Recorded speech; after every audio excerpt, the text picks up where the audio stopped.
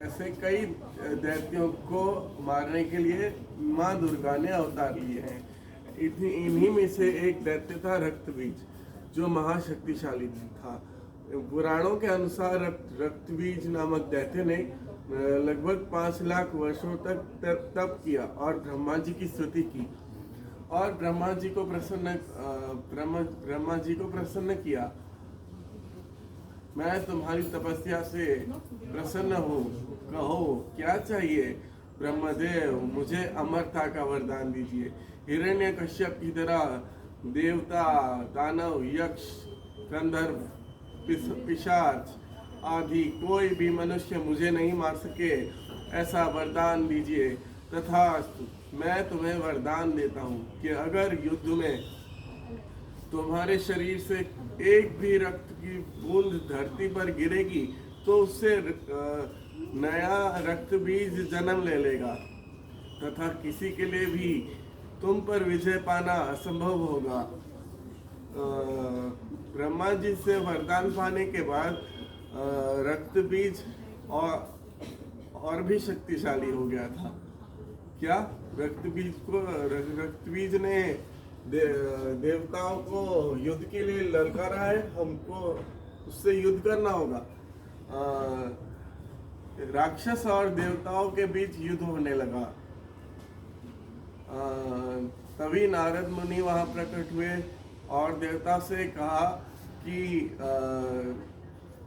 रक्तबीज नामक दैत्य से कोई पुरुष युद्ध नहीं कर सकता, उसका वध केवल एक स्त्री ही कर सकती है।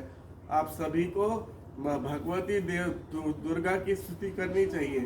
वही उन्होंने सारे राक्षसों को मार गिराया है। आप उचित कह रहे हैं देवर्षि नारद। हम सब देवी दुर्गा की स्तुति करते हैं। अब वो वही इस संकट से हमें पार लगा सकती है और सभी देवता मिलकर देवी दुर्गा की स्तुति करते हैं और देवी दुर्गा वहाँ प्रकट होती हैं। देवी भगवती, केवल आप ही हमें रक्तबीज नामक दैत्य से मुक्ति दिला सकती हैं। हमारी सहायता कीजिए माँ। आप सभी निश्चिंत रहिए।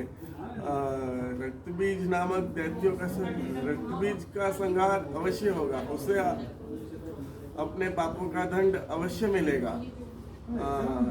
देवताओं को आश्वासन देकर माँ दुर्गा ने रक्तबीज को युद्ध के लिए ललकारा। तू एक साधारण अबला स्त्री मुझे युद्ध के लिए ललकार रही है। तू मेरा कुछ नहीं बिगाड़ पाएगी। रक्तबीज, अब तेरी मृत्यु निश्चित है। मेरे हाथों से तू नहीं बच पाएगा। अच्छा, तू मेरा वध करेगी। देखता हूँ ये कैसे संभव होता है। माँ दुर्गा और रक्तबीज के बीच युद्ध प्रारंभ होने लगा। माँ दुर्गा अगर उसके अंग काटती तो धरती पर रक्त की बूंदे गिरने से ढेरों रक्तबीज जन्म ले लेते। ये सब क्या हो रहा है? ये रक्तबीज मारा क्यों नहीं जा रहा? नारायण नारायण। देवी भगवती, आपको दैत्यों का गिरता हुआ रक्त पीना होगा, क्योंकि ब्रह्मा जी के वरदान के अनुसार रक्तबीज का संहार इस तरह नहीं हो सकता। अच्छा, तो ये बात है देवर्षि नारद। इसके लिए मुझे चंडिका को बुलाना होगा। माँ काली को माँ पार्वती को काली का रूप धरना होगा ताकि वो इस दानव का रक्तपान कर सकते हैं। तब पश्चात मैं इस दानव का संहार करूंगी। हो गया? और भी है?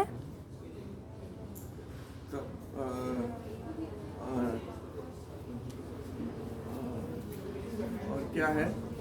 हाँ बोलो। देवी काली, आपको देवी काली आपको रक्तबीज के रक्त को पीना होगा। और ध्यान रहे कि रक्त बीज की एक भी रक्त बीज की एक भी रक्त की बूंद धरती पर ना गिरने पाए। ऐसा ही होगा देवी दुर्गा। मैं इस दानव के एक बूंद भी धरती पर नहीं गिरने दूंगी। देवी को काली ने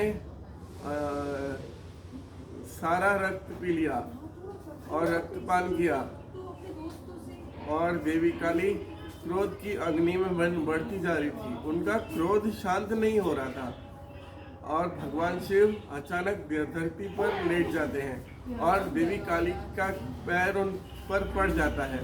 महादेव, आप मुझे क्षमा कीजिए, मैंने क्रोध में आपकी ओर देखा नहीं। और तब सभी देवी देवता मिलकर फूलों की उन पर वर्षा करते हैं।